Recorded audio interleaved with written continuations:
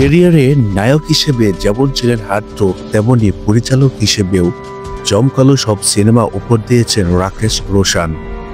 করুণার্জুন থেকে কাহো না প্যার হে কিংবা হালের 30 চলচ্চিত্র নির্মাণে অসাধারণ দক্ষতা দেখিয়েছেন রাকেশ। তবে এবার পরিচালনাতে ইতি টানতে চলেছেন বলিউডের এই প্রভাবশালী নির্মাতা।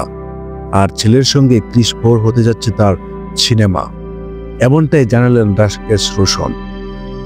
সম্প্রতি বলিউড হাঙ্গামার সঙ্গে এক সাক্ষাৎকারে রাকেশ রোশন জানালেন 34 হবে তার শেষ সিনেমা। এরপর প্রযোজকের দায়িত্ব থাকলেও তিনি আর পরিচালনা করবেন না। সাক্ষাৎকারে রাকেশ বলেন, আমি আর পরিচালনায় থাকছি না, বরং প্রযোজনায় থেকে নতুন নতুন সিনেমা অবশ্যই তৈরি করব।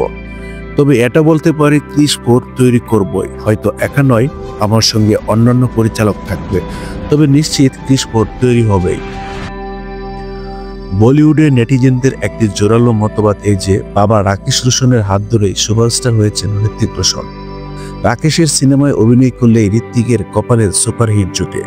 কথাটা যে একেবারে মিথ্যা তা নয়, কারণ হৃতিকের ট্র্যাক রেকর্ডে নজর রাখলে দেখা যায় রাকেশ রোশন পরিচালিত কাহো না প্যার হে কোই মিল গয়া, ক্রিশ এই সিনেমাগুলোই সবচেয়ে বড় হিট। তবে নতুন খবর হলো এই ধারা থেকে এবার বের হতে চাইছেন হৃতিক নিজেই। শোনা যাচ্ছে বাবার প্রতি ভরসা হারাচ্ছেন হৃতিক, তাই 34 তৈরি করার দায়িত্ব নিজে কাঁধে তুলে নিয়েছেন হৃতিক রোশন। 34 জন্য পরিচালকও খুঁজছেন তিনি।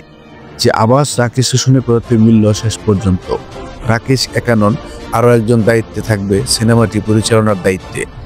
বলিউডের বিভিন্ন সূত্রে জানা যাচ্ছে পরিচালক সিদ্ধার্থ আনন্দকে নাকি পছন্দের তালিকায় রাখছেন রাকেশ ও হৃতিক দুজনেই। সবকিছু ঠিকঠাক চললে নতুন বছরের মাঝামাঝি সময় থেকে শুরু হবে এই সিনেমার শুটিং, যা 30 ভক্তের জন্য বেশ সুসংবাদও বটে।